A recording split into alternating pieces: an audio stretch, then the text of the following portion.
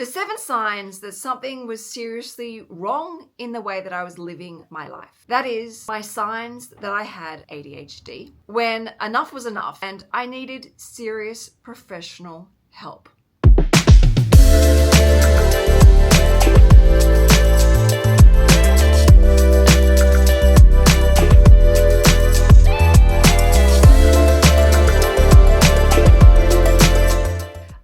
Welcome back to my channel. I'm financial planner Hannah Campbell. If you are new to my channel, please obviously make sure you subscribe, but please also know that whilst I'm a financial planner, I love talking about money and budgeting and investing. I'm also a working mother of 3 young children. I also have ADHD. Today, I want to share with you the 7 signs. In fact, there are so many signs, but I want to share with you in particular these 7 signs that I needed help in managing my inability to focus, concentrate, and actually get things completed.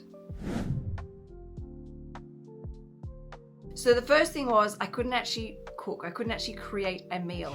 I would go and cook something, for example, put the oil in the pan, put a piece of meat in or fish in, and walk away. So I was constantly burning and ruining meals. I remember having a friend over and I was making cookies, and I actually managed to burn 3 batches of cookies because I just couldn't focus. I couldn't bring myself to set a timer to stop myself from this happening, and I managed to do it 3 times in a row. It's like I cook, I focus, then I just walk out the door. I can't actually stay physically in one spot.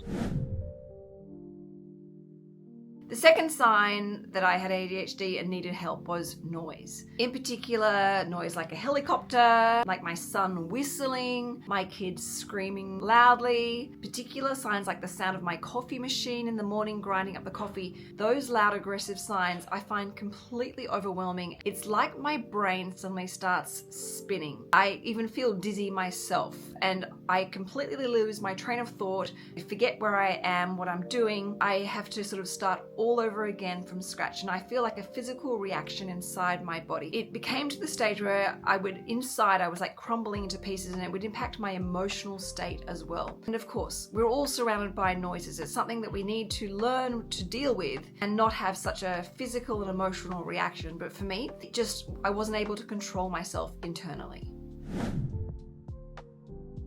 The third sign, which is a really classic sign I think a lot of people relate to, is the inability to actually switch off. So I can't actually watch television. I find television really hard. Sitting still, not moving, is just physically and mentally impossible for me, to the point where I hadn't watched television for years upon years. Finally, one night, I think the weather was like a rainy Saturday night, Tom and I were home and we agreed to try and watch something together, and we put on a documentary. It was actually the Johnny Depp Heard court case that was on Netflix, and it was interesting. I was loving it. I actually was managing to pay attention, but at the same time I had to be doing something. During the whole entire documentary, I managed to move the sofa and spend the whole entire documentary listening, but also cleaning under the sofa and reorganizing things around me for the whole duration. I couldn't just sit down on the sofa, put my feet up, and actually enjoy relaxing and not doing anything. My brain and my body just had to keep moving. It had to keep doing something. I felt this like complete and utter frustration if Tom tried to stop me, or my concentration was broken. It was almost like a hyper focus and doing 2 things at the same time. The fourth sign is getting stuck, physically stuck, where I can't actually stop what I was doing. And as a result, I would be extremely late for events, for meetings, for catch-ups. For example, a classic one the other day, I was supposed to be meeting my friends for lunch. I turned up almost an hour late because I got stuck in like this OCD hole. I have this thing where I can't leave the house unless I put away 10 things. And it's sort of a coping mechanism and also an efficiency mechanism so that my home isn't constantly like surrounded with chaos and mess and clutter.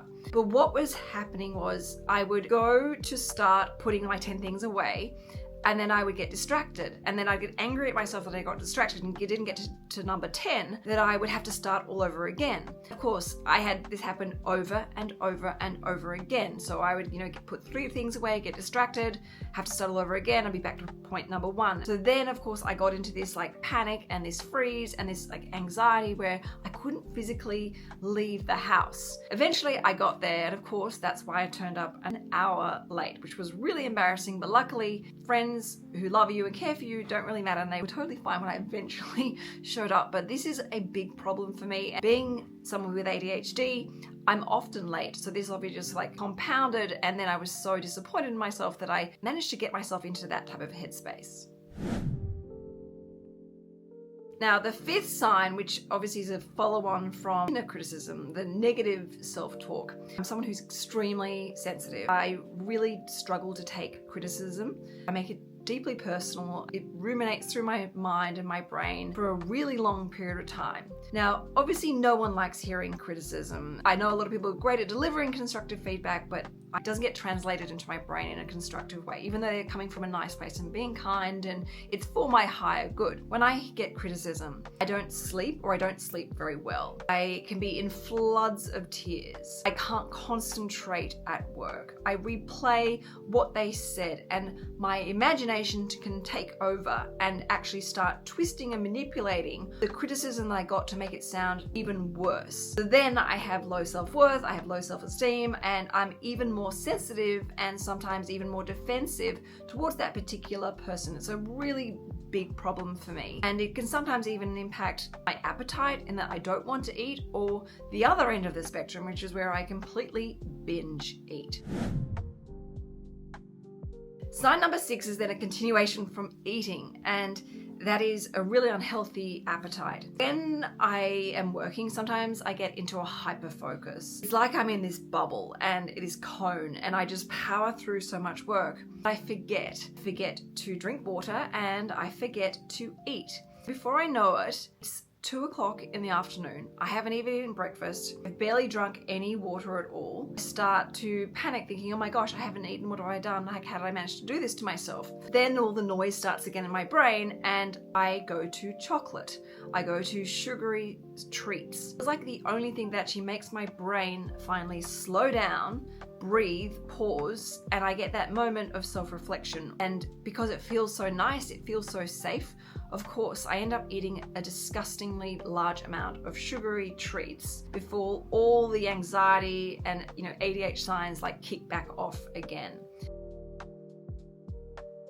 And then the final, that is the 7th sign, that things weren't right in my life and I needed professional help. I would be hypersensitive to inspiration. With ADHD, I feel like you're quite open-minded, even though at the same time your body and your mind has a struggle to actually sit down and focus. I would see something like a beautiful quote on social media, or I would listen to something or a conversation or a podcast and I get a brilliant idea. I would, see a great book that I want to read to my children. I wouldn't actually make it to the library to go and actually borrow that book to read to my children. It was like I was great at starting, have this like electrocution of inspiration, but I can't actually deliver, can't actually convert. It was a really big thing for me. Now, of course, with these signs, and yes, there are so many more other signs, there were the 7 big ones where I realized, okay, I am not able to function in a healthy way that is safe for my children, loving and kind to my partner, reliable friend to the people that I love the most. That was when I went and got help. And I got help about 3 years ago. I've been on medication ever since. And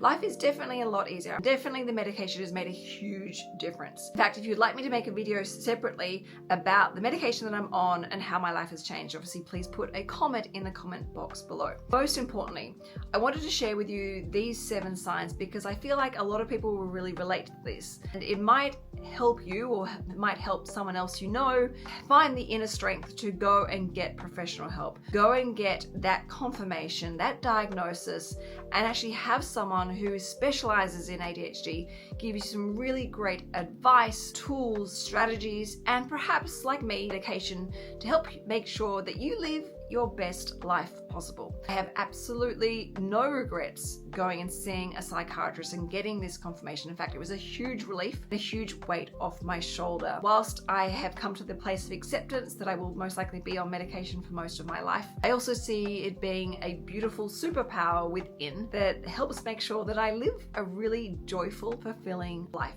filled with inspiration, a lot of joyful chaos, and of course, the ability to laugh at myself in a really healthy, respectful way. All right, that is the 7 signs that something wasn't right in my life and I needed help with managing my ADHD. Let me know what you think of this video, if you enjoyed it, and of course, if you want me to make more. In the meantime, have a fantastic week. Ciao for now.